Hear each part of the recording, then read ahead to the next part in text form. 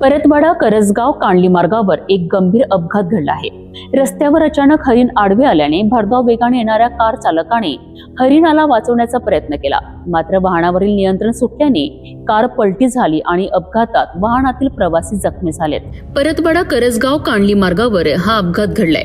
मिळालेल्या माहितीनुसार भरधाव वेगाने येणाऱ्या कार समोर अचानक एक हरिण रस्त्यावर आले।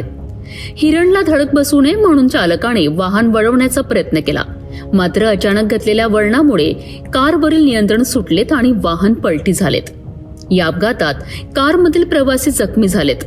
स्थानिक नागरिकांनी तत्काळ मदतीसाठी धाव घेत जखमींना बाहेर काढलेत। त्यानंतर जखमींना उपचाराकरिता उपजिल्हा रुग्णालयात दाखल करण्यात आले। दरम्यान अपघातात हरिण देखील जखमी झाले होते। घटनेची माहिती मिळताच वन विभागाचे पथक घटनास्थळी दाखल झालेत।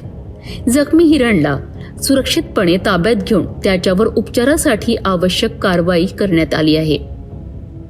या घटनेमुळे काही काळ परिसरात गोंधळाचे वातावरण निर्माण झाले होते। वन्य प्राणी अचानक रस्त्यावर येत असल्याने वाहन चालकांनी विशेष खबरदारी घेण्याचे आवाहन प्रशासनाकडून करण्यात येत आहे। सुदैवाने या अपघातात कोणतीही जीवितहानी झाली नसली तरी काही प्रवासी जखमी झाले आहेत।